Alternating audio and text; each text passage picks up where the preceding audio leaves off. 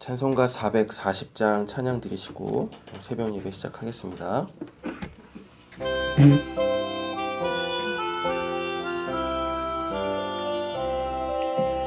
어디든지 예수 나를 이끌면 어디든지 예수 함께 가려네.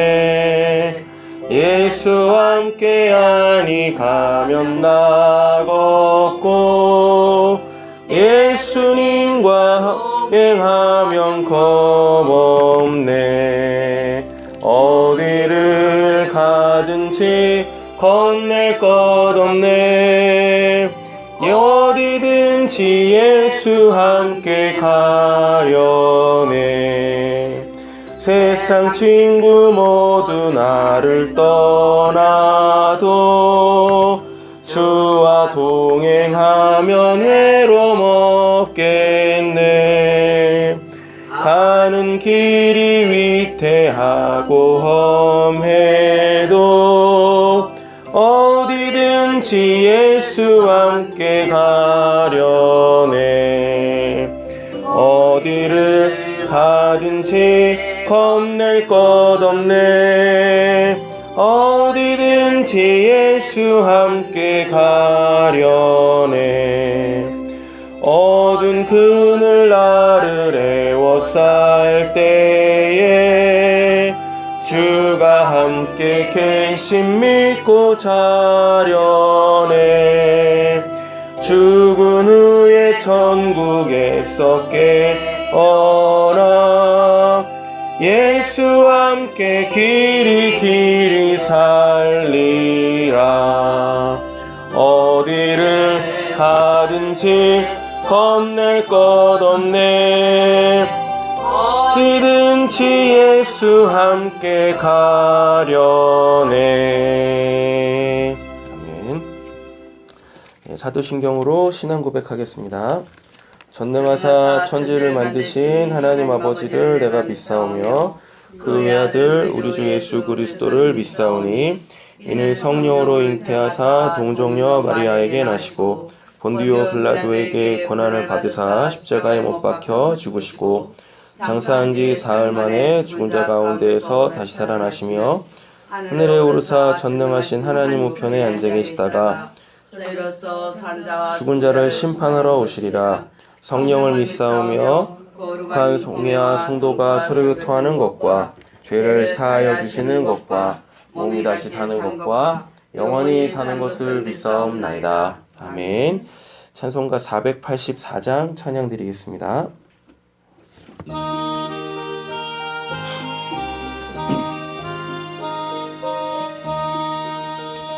내 맘에 주여 소망 되소서. 주 없이 모든 일 헛되어라. 밤이나 낮에나 주님 생각 잘 때나 깰 때 함께 하소서. 지혜의 주여 말씀으로써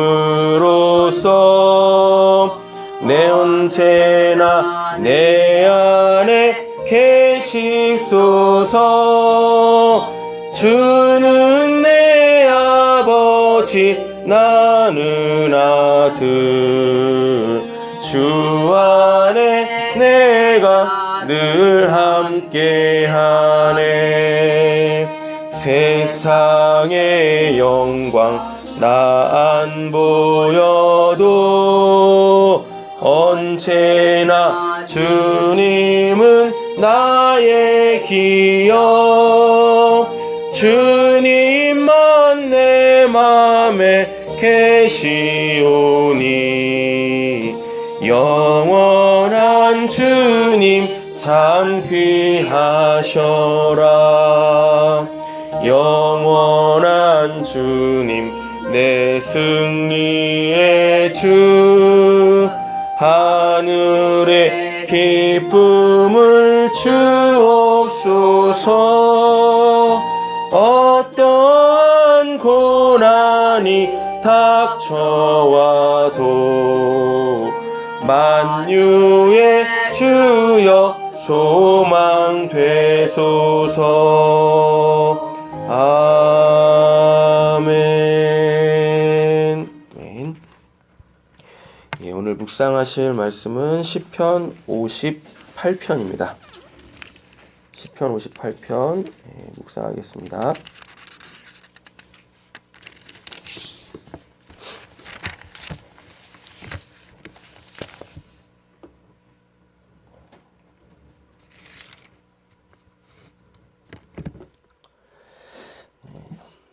다 찾으신 줄로 알고 교독하겠습니다. 통치자들아 너희가 정의를 말해야 하거늘 어찌 잠잠하냐. 인자들아 너희가 올바르게 판결해야 하거늘 어찌 잠잠하냐. 아직도 너희가 지시약을 행하며 땅에서 너희 손으로 폭력을 하라는다. 악인은 모태에서부터 멀어졌으며 나면서부터 곁길로 나아가 거짓을 말하는도다. 그들의 독은 뱀의 독 같으며 그들의 귀는 망망 귀머리의 독사 같으니 술사에 흘리는 소리도 듣지 않고 능숙한 술객의 요술도 따르지 아니하는 독사로다. 하나님이여 그들의 입에서 이를 꺾으소서. 여호와여 젊은 사자의 어금니를 꺾어내시며 그들이 급히 흐르는 물같이 사라지게 하시며 겨누는 화살이 꺾임같게 하시며 소멸하여 가는 달팽이 같게 하시며 만삭되지 못한 세상의 나이가 햇빛을 보지 못한 같게 하소서. 가시나무 불이 가마를 뜨겁게 하기 전에 생나무든지 불 붙는 나무든지 강한 바람으로 휩쓸려 가게 하소서. 의인이 악인의 보복당함을 보고 기뻐하며 그의 발을 악인의 피에 씻으시려다. 함께 읽겠습니다. 그때 사람의 말이 진실로 의인에게 갚음이 있고 진실로 땅에 심판하는 하나님이 계시다 하시로다. 아멘. 오늘 시편은 역사적 배경이 이렇게 딱 두드러지게 나타나 있지 않지만 그냥 봐도 그 다윗의 인생 전반에 걸친 그 고백인 것을 알 수 있죠. 여기서 보면은 1절에 이제 통치자들아라고 돼 있잖아요. 통치자들은 개인적 힘은 없어요. 개인적 힘은 없는데 그 지위로부터 오는 힘 있죠. 뭐 대통령하고 제가 팔씨름하면 제가 이깁니다. 아마 씨름을 해도 아마 제가 이길 거예요. 밀쳐내기 해도 아마 제가 이길 거예요. 개인적 힘은 제가 강하겠지만 전 대통령이 아니잖아요. 그죠? 근데 대통령이라는 그 자리로부터 부여되어져 있는 그 권세와 능력은 그분한테 있지 저한테 있지 않지 않습니까? 이제 그 지위로부터 오는 힘, 그러니까 사람들이 그 지위에다가 다 이제 힘을 실어줬을 때 그 힘, 그 힘을 가지고 있는 사람들을 통치자라고 하죠. 그러면 이제 이런 본문들을 보면 나는 그런 자리에 있지 않은데 그럼 이 시편은 나하고 상관없는 것인가? 이렇게 생각하지 마시고 사람이 태어나면서부터 누구나 그 시기에 맞게 또 상황에 맞게 다 어느 자리에 다 위치하게 되어집니다. 그렇죠? 그냥 가정만 딱 봐도 아빠라는 자리가 있고 엄마라는 자리가 있고 그럼 또 이제 상대적으로 그 자녀라는 자리는 늘 그냥 아버지 어머니 그냥 그 말 듣고 순종하는 자리이지 않습니까? 그렇지 않다라는 이야기입니다. 그러니까 어느 자리든지 간에 그 자리에서 맞게 행동해야 될 이렇게 생각해야 될 그 범위들이 있다라는 건 거예요. 그러니까 자녀면 자녀로서 올바르게 생각해야 되고 올바르게 행동해야 되는 어떠한 그러한 그 질서가 있다라는 거죠. 옳고 그름이 있다라는 거죠. 근데 거기에서 조금 더 멀리 바라봐야 되고 많은 걸 또 책임져야 될 그러한 이 위치에 있다라면 우리는 그 내가 속해 있는 작은 공동체부터 시작해가지고 이 공동체로 통하여서 하나님께서 이루시려고 하는 그 올바른 것, 소위 말하는 이제 공의와 정의에 대하여서 늘 우리는 깊이 묵상을 해야 된다라는 이야기입니다. 예, 묵상의 차원을 넘어서 늘 하나님께 하나님 무엇이 옳은 것입니까? 무엇이 하나님의 선하심입니까? 묻고 하나님께 지혜를 구해서 그 옳음으로 그 선한 것으로 행동해야 한다라는 것이죠. 근데 오늘 이 통치자들은 전혀 그렇지 않다라는 얘기죠. 예.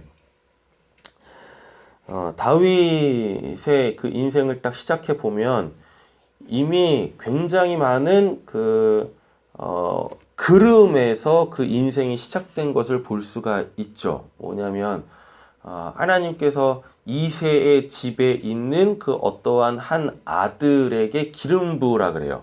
왜 그러냐면은 사울이 곁길로 가버렸잖아요. 하나님의 그 옳은 길, 공의와 정의를 실현하지 않고 자기 멋대로 자기가 원하는 것을 얻기 위하여서 그 하나님을 등져버렸습니다. 그걸 누구보다도 하나님께서 잘 아시죠.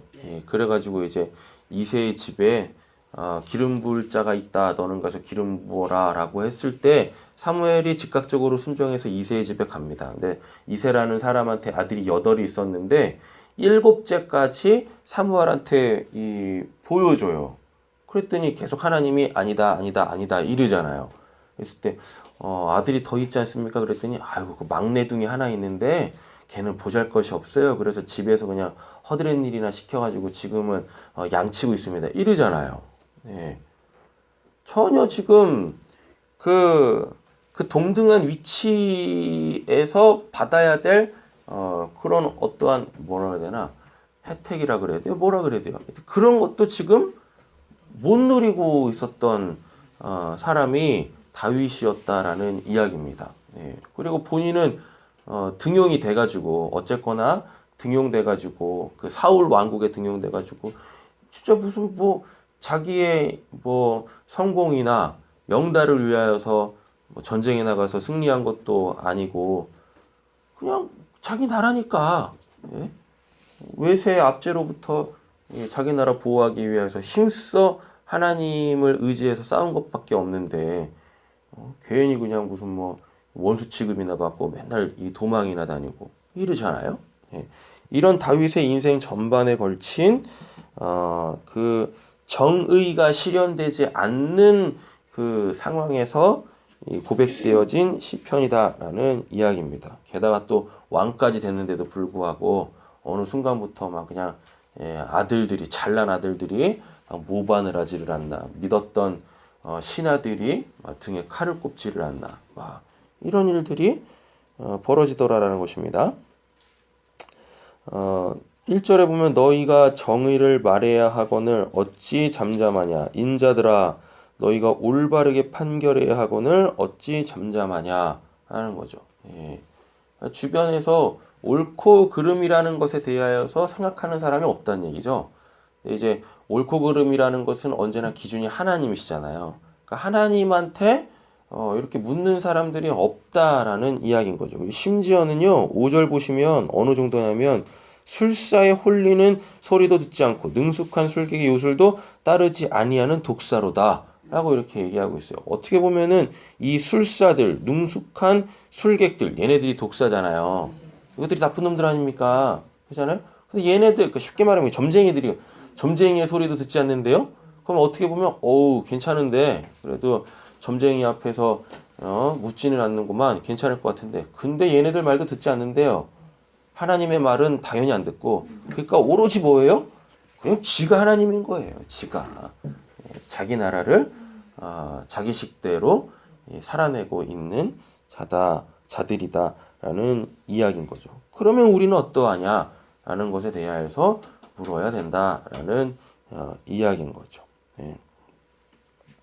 그런 것들이 있더라고요. 보니까 아무리 신앙생활을 해도 자기가 옳다라고 생각하는 어떠한 그 소위 말하는 그 프레임이 딱 생기잖아요. 그러면 그것만 옳은 거예요. 예. 신앙도 마찬가지입니다. 신앙도. 예. 자기가 옳다라고 생각하는 그 범위에다가 자기의 신앙, 심지어는 하나님까지 딱 끼워 맞춰놓고 이게 옳은 거야. 이게 참된 신앙이야. 이러고 이렇게 신앙생활하는 사람들이 만만치 않다라는 것입니다. 예. 그게 이제 현상으로 나타나는 것 중에 이 두드러지는 게 이제 두 가지로 나오는데 이단 있죠. 예, 진짜 빛을 노리시죠. 그 성경을 펴놓고 옳게 얘기해 주는데도 안 들어먹는다니까요. 예, 그래요. 그리고 또 한 가지 우리나라에 뭐 우리나라만 그런지 모르겠지만 하여튼 뭐 건강한 교회라고 하는데도 그 소위 말하는 교단에 묶여가지고 그죠? 우리는 뭐 장로교입니다, 뭐 감리교입니다, 뭐 침례교입니다, 순복음입니다. 뭐 어쩌라고요, 그래서. 그죠? 예. 그리고 그 이제 같은 교단 안에 있어도 나는 무슨 교회를 다니고 있어요. 나는 어떤 교회를 다니고 있어요. 이러고 있네? 예. 뭐 천국에 가면은 무슨 뭐 교단이 있고 무슨 뭐 어느 교회 출신의 뭐 간판이 있어가지고 천국 가면 그 사람들은 싹 모이고 원리 싹 모이고 뭐 이럽니까? 예. 잖아요. 그러니까 우리는 끊임없이 뭐 해야 되는데 그 성경이라는 걸 통해서 하나님의 일하심이라는 걸 통해서 계속해서 그 하나님의 옳고 그름, 하나님의 선하심 이걸 계속 귀 기울여야 되는데 어느 순간부터는 그냥 귀가 딱 막히는 거예요. 시야가 딱 좁아지고 요것만 이래가고 있다라는 것이죠. 자, 오늘 이 시편 58편은 소위 말하는 이제 정의 구현을 주제로 다윗이 자신의 경험에서 비롯되어져 있는 그 올바름이라는 것에 대해서 이야기를 하고 있습니다. 특별히 이제 사회 현상을 보면 부패한 지도자들을 비난하죠. 5절까지. 그죠? 오늘 시편이 이제 세 부분으로 나뉘는데 1절부터 5절까지 악랄한 지도자들의 그 모습을 보여주고 있습니다. 이 모습에 대하여서 다윗은 그들을 비난하고 있죠. 그 다음에 이제 6절부터 9절까지죠. 악한 지도자들에 대하여서 지도자들에 대한 형벌에 대하여서 하나님께 이제 호소하고 있죠. 탄원하고 있다라는 것입니다. 그래가지고 10절부터 11절은 하나님의 정의와 공의에 대한 의인의 만족에 대하여서 이렇게 고백하고 있는 모습을 볼 수가 있습니다. 특별히 11절 보면 그때 사람의 말이 진실로 의인에게 갚음이 있고 진실로 땅에서 심판하시는 하나님이 계시다 하시리로다 라고 되어져 있습니다. 다윗은 그 어떠한 그 사회 체계를 본인의 힘으로 본인의 의지로 뒤집어 엎으려고 하는 것이 아니라 그것까지도 하나님께 내어 맡기고 하나님의 심판을 간구하는 그러한 모습을 볼 수가 있습니다. 예수님 당시에도 이랬었죠. 마태복음 26장 이렇게 가보시면 사람들이 막 예수님 잡아 죽이려고 그릇된 판결을 하고 심지어는 거짓된 증인들까지 막 내세워가지고 예수님을 십자가에 못 박으려고 하는 그 부조리들, 정의라는 것은 전혀 찾아볼 수가 없고 공의라는 것도 찾아볼 수 없는 그러한 상황이었었다라는 이야기인 거죠. 자, 3절 보시면 아주 중요한 개념이 나옵니다. 우리는 모태에서부터 조성돼서 하나님께서 택정하신 사람들이잖아요. 그죠? 근데 3절 보니까 아기는 모태에서부터 뭐 했대요? 멀어졌으며 나면서부터 곁길로 다가 거짓을 말하는도다. 이렇게 얘기를 하고 있습니다. 그러면은 이 도대체 아기는 왜 이 다윗이 왜 이렇게 고백을 했을까? 악인에 대해서는 왜 이렇게 고민을 했을까? 한번 우리는 생각을 해봐야 돼요. 그러니까 딱 보면은요, 엄마 뱃속에서부터 이렇게 어떠한 한 생명이 조성되어질 때부터 이미 갈려요. 뭐에서도 알 수 있습니까? 에서와 야곱만 봐도 이미 갈린다니까요. 구원받을 자와 그러지 못한 자. 그럼 여기서 대고 그럼 에서는 구원 못 받았습니까? 이렇게 얘기하지 말고 그건 이제 언약적 관계. 하나님께서 태중에 이렇게 쌍둥이를 놓고 한 아이를 선택해가지고 그 아이로 통하여서 하나님 나라를 시작하시려고 하는 언약적 관계니까 거기다 대고 에서는 구원 못 받았습니까? 이렇게 얘기하지는 말자라고요. 그런데도 불구하고 엄마 뱃속에서부터 이미 이렇게 갈리는 모습을 볼 수가 있어요. 신약에서는 우리한테 뭐라 그래요? 에베소서에서 얘는 모태에서부터 조성되어져서 구원받기로 택정됐다. 심지어는 엄마 뱃속에 있기 전부터 창세전에 우리를 이미 미리 아시고 구원하시기로 계획하셨다라 그래요. 근데 오늘 이 본문에서는 아기는 모태에서부터 멀어졌으며 이런 표현을 쓴다니까요. 여러분 세례 요한에 대한 고백은 어떻습니까? 엄마 뱃속에 있을 때부터 이미 성령이 충만해서 춤을 췄다라 그래요. 심지어는 어느 정도냐면 그 마리아 뱃속에 예수님이 계셨잖아요. 아직 발가락도 안 생긴 상태였을 거예요. 6개월 정도 차이가 나니까. 그렇지 않아요? 그런데 그 세례 요한이 아직 태어나지도 않은 엄마 뱃속에서 이제 한 6개월 정도 된 아이가 마리아 뱃속에 있는 그 누굴 보고 예수님을 보고 반응을 한다니까요. 그건 과장법 아닙니까? 과장이든 말든 성경에서 그렇게 얘기하고 있는데 그렇잖아요. 그렇습니까? 뭐 성경이 무슨 뻥 쳤겠어요? 그것도 예수님에 대한 기사에다가 뭐 뻥을 쳤겠냐고요. 과장을 했겠냐고. 그때 뭐 세례 요한 엄마 이름이 뭐예요? 엘리자벳인가? 엘리사벳인가? 엘리자벳은 좀 이상하네. 무슨 만화 영화에 나오는 것도 아니고. 아니 그 아줌마가 느꼈잖아요. 애가 막 태동을 한다고 막 이렇게. 그죠? 우리 장숙이도 저를 보면서 성령에 충만해가지고 그냥 춤출 줄 믿습니다. 되네요? 생각 한번 해보는 거예요. 이게 아기는 모태에서부터 이렇다 이래가기 전에 왜 도대체 아기는 왜 그럴까? 아기는 왜 그럴까? 그 원죄 때문에 그렇습니다. 우리도 원죄는 있잖아요. 그렇죠. 우리가 원죄가 있음에도 불구하고 하나님께서 우리를 그 창세전에 이미 미리 하시고 선택하셔서 그 죄악들로부터 그 죄로부터 우리를 구원하시려고 하시는 원대한 계획이 있으시죠. 근데 아직 구원받지 않은 악인들을 이렇게 보면 그 원죄가 해결이 안 돼 있기 때문에 그렇다라는 것이죠. 그 원죄가 뭐냐라고 묻는다. 원죄가 뭡니까? 하나님 안 믿는 거지 뭐. 하나님 없이 뭘로요? 자기로 사는 거죠.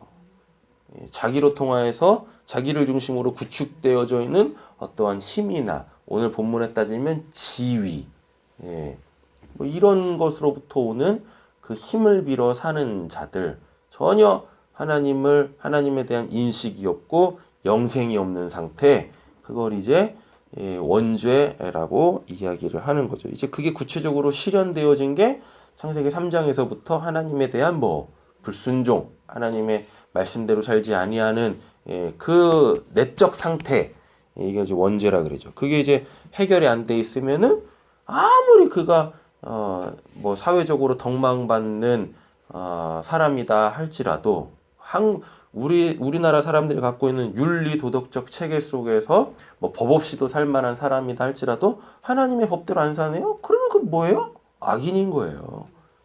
원죄가 해결이 안 돼 있는 상태, 악인이죠. 그리고 중요한 건 또 뭐예요? 어려서부터 이 신앙 교육이 부재 상태인 거예요. 신앙 교육이 안 돼 있는 거죠. 그러니까 쉽게 말하면 하나님도 이렇게 저절로 알게 되는 게 아닙니다. 교육을 통해서 알게 되는 거예요. 하나님은 이런 분이시다라는 그러한 먼저 앞선 자의 가르침, 그 교육을 통해서 하나님이 그런 분이시구나. 그리고 그때 그 교육의 현장에 하나님께서 살아서 역사하시면 이제 뭐까지 되는 겁니까? 확실한 체험, 체득까지 되어지는 거죠. 그래서 그 누구도 부정할 수 없는, 심지어 자기 자신도 부정할 수 없는 그 하나님에 대한 믿음, 신뢰, 의지함이 생긴다라는 것입니다. 그러면 이제 그 악인의 길에서부터 의인의 길로 하나님께서 또 그를 의롭다 칭하여 주실 테니까 의인의 길로 이렇게 가게 되어지는 거죠. 그러니까 율법이 딱 주어졌을 때 하나님께서 신명기에서 5장 6장에 걸쳐가지고 뭐라 그러세요? 잘 기억해. 그리고 내 자녀들에게 주야로 가르쳐라 라고 얘기를 하신다니까요. 디모데후서에서도 보면 3장에서도 보면 네가 어려서부터 누구에게 배운지를 알고 해가지고 배운 것에서 떠나지 말고 그 길로 잘 지켜 행하라. 그러면은 하나님의 사람으로 온전케 되어져서 선한 일을 할 수 있는 그 능력이 충만해질 거야라고 고백을 하고 있다니까요. 이렇게 신앙 교육의 부재 현상이죠. 다른 건 몰라도 내 가정 안에 있는 내 자녀의 신앙 교육에 대하여서는 내가 책임을 져야 되는 거예요. 그냥 교회에다 맡겼으면 됐죠? 아니라니까요. 내 가정에서부터 철저하게 내가 주의 말씀으로 또 함께 무릎 꿇는 그 기도로 통하여서 자녀들이 어려서부터 그 하나님에 대한 그 인식, 그 믿음을 잘 이렇게 주셔야지 그들이 이제 어른이 되어져서 본인의 신앙으로 하나님을 믿어야 될 때 힘겨워하지 않는다라는 것입니다. 그래서 이게 자연스럽게 넘어가야 돼요.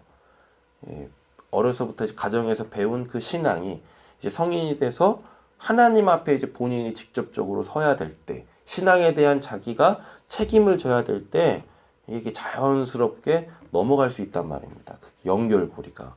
근데 그게 끊어지는 경우가 상당하죠. 상당합니다. 물론 교회에서도 같이 협력하여서 자녀들에 대한 그 신앙교육에 힘써야 되겠지만 가정에서 무너져 있는 걸 교회에서 커버하려고 하면 분명히 한계가 있죠. 그리고 이건 조금 그렇지만 분명히 그런 것도 이제 존재하는 것 같은데 상대적으로 사람이 악해. 기본적으로 사람들이 다 악한 성향들을 갖고 있어요. 하나님을 믿는데도 불구하고 여전히 내가 신앙이 힘들고 어려운 이유는 내 안에 하나님의 속성과는 다른 것이 내재되어져 있기 때문에 그러지 않습니까? 그걸 다 악이라 그러잖아요. 그죠? 그래서 자꾸 이렇게 악한 거에 반응하려고 하는 우리의 그 죄에 대한 기질들이 물론 다 십자가로 용서받았지만 그런 게 아직도 흔적으로 남아있다고요. 이렇게 잔재물로 남아있어서 그거 하나하나 다 털어내야 되는 거가 우리의 신앙의 여정이잖아요.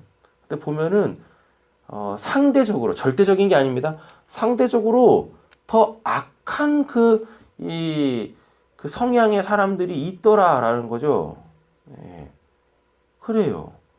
이제 그런 것들 때문에 그 악이 그 사람에게는 좀 더디 물러가더라라는 이야기입니다. 그러니까 자기 자신이 어떠한 성향인지도 좀 알아야 되는 거예요. 그래서 그 부분에 대해서 늘 인식하고 내가 조금 더 그러니까 악한 것에 더 민감하게 아주 쉽게 이렇게 생각과 마음을 뺏기는 타입이구나. 그런 것들을 좀 알아야 되는 거죠. 유독 이제 자녀들을 뭐 다 키워보셔서 아시겠지만 귀가 얇은 애들이 있어요. 그죠? 그리고 이제 분위기 이렇게 막 휩쓸리는 아이들 있지 않습니까? 근데 아이는 착하대. 뭘 착해 그게? 뭘 착한 거냐고. 그리고 심지어 우리나라 말에 뭔 말도 있습니까? 친구 따라 강남 간다고. 그 강남이 천국이면 좋겠는데, 그냥 그 한때 뭐 뉴스에서 막 이렇게 매스컴에 많이 올라왔던 그 지랄 맞은 클럽이네. 뭐냐고 그게요. 어떤 애들은 그런 거에 전혀 흔들리지 않는 어떤 그 이제 오름에 대한 강직함들이 이렇게 있는 반면에 이 옳고 그름도 잘 분별을 못해가지고 그냥 군중 심리에 해가지고 밀려가는 이런 사람들도 있다라는 것입니다. 그게 자녀뿐만 아니라 어른들도 그러잖아요. 근데 그건 어떻게 보면 성향인 것 같아요. 그래서 자기 자신에 대하여서 잘 알고 내가 그 오름이라는 것에 그름이라는 것에 어떻게 이렇게 반응하고 있는지에 대해서 우리들은 좀 생각을 해봐야 한다라는 것입니다. 오늘 이제 말씀을 정리해 보면 오늘 본문 안에서 우리가 꼭 놓치지 말아야 될 것이 있습니다. 하나님은 공의의 하나님이시고 정의의 하나님이시잖아요. 지금 다윗은 자기가 처한 그 환경이 공의와 정의가 무너져 있는 모습을 보면서 탄원하고 있다라는 이야기인 거죠. 그럼 공의는 뭐고 정의는 뭐냐? 공의는 미슈파트라고 해가지고요. 옳고 그름을 분별해서 이거를 딱 나눌 수 있는 능력을 그렇게 행하는 것을 공의라 그래요. 예. 옳고 그름을 분별해서 나눌 수 있는 거. 대부분 이제 이거는 심판의 현장에서 나오죠. 예, 그래가지고 누구냐면 그 판사가 그러니까 쉽게 말하면 판사의 자질이죠. 절대적으로 필요한 자질. 옳고 그름을 정확하게 이 분별해서 그거를 이렇게 나눌 수 있는 거 이게 공의입니다. 그러면 정의는 뭐냐면 제다카라고 해가지고요. 옳음이라는 것을 행할 수 있는 능력을 정의라 그래요. 예. 옳음이라는 것을 행할 수 있는 능력을 정의죠. 그래서 공의와 정의는 약간의 차이가 있지만 공통 분모가 있습니다. 뭐예요? 옳음을 분별할 수 있느냐? 예. 분별을 하는데 행하지 못하면 안 되는 거잖아요. 그죠? 그래서 옳음을 알고 옳고 그름을 알고 옳은 것을 행할 수 있는 능력이 있느냐? 그렇게 하나님의 나라는 하나님의 공의와 정의로 구현되어지고 실현되어져야 될 것이다 라고 이렇게 얘기를 하고 있고, 다윗은 그 개념이 있으니까 하나님에 대한 알미 있잖아요. 하나님은 정의로우시고 공의로우시다. 하나님이 원하시는 나라는 그런 나라지 라고 해가지고 눈앞에 보이는 이 하나님의 나라라고 하는 이스라엘의 그 부조리들을 하나님의 나라로 지금 세우고자 하는 이 열망이 오늘 본문에 담겨져 있는 모습을 볼 수가 있습니다. 이사야 5장 16절만 읽어드리고 마치도록 하겠습니다. 오직 만군의 여호와는 정의로우시며 높임을 받으시며 거룩하신 하나님은 공의로우시며 거룩하다 일컬음을 받으시리니. 오늘 우리의 삶에 오늘 이 하나님의 공의와 정의라는 것에 대하여서 우리의 삶도 한번 그렇게 하나님의 나라로 바꿔보고 그리고 또 그 나라를 그렇게 하나님의 속성으로 살아내기 위해서 애쓰고 힘쓸 때 하나님께서 결국은 의인들에게 갚아주시는 그 은혜가 있을 줄로 믿습니다. 기도하겠습니다. 사랑의 주 하나님 아버지, 우리가 살고 있는 이 세상이 사단의 공중 권세에 잡고 있다라고 다윗은 고백하고 있습니다. 예, 맞습니다. 예수님 때에도 그랬었습니다. 심지어는 다윗 시대에도, 아니 어느 시대 어느 나라든지 간에 부조리는 다 있습니다. 악함은 여전합니다. 공의는 찾아볼 수 없고 정의를 행하는 자들도 찾아볼 수 없는 이 악한 세대 속에서 그러려니 하고 살지 않게 해주셨고, 오히려 그 옳음이라는 기준을 잃어버리고 사람들이 다 이러니까 나도 이러는 거 괜찮지 않나? 이렇게 악해지지 않게 하여 주시옵소서. 사람들에게 손가락질을 당한다고 할지라도 결국 하나님의 그 공의와 정의는 실현되어질 줄로 믿습니다. 하나님, 우리의 삶에 또 우리 교회 각 가정에 우리의 삶의 터전에 하나님이 기뻐하시고 선하신 그 공의와 정의를 실현해낼 수 있는 힘과 능력과 지혜를 허락하여 주실 줄로 믿사오며 예수님의 이름으로 기도드립니다. 아멘. 하늘에 계신 우리 아버지여, 나라의 마옵시오며 뜻이 하늘에서 이루어진 것 같이 땅에서도 이루어지이다. 식을 주옵시고 우리가 우리에게 죄진 자를 사하여 준 것 같이 사하여 주옵시고 우리를 시험에 들게 하지 마옵시고 다만 악에서 구하옵소서. 대개 나라와 권세와 영광이 아버지께 영원히 싸움나이다. 아멘. 자유롭게 기도하시다.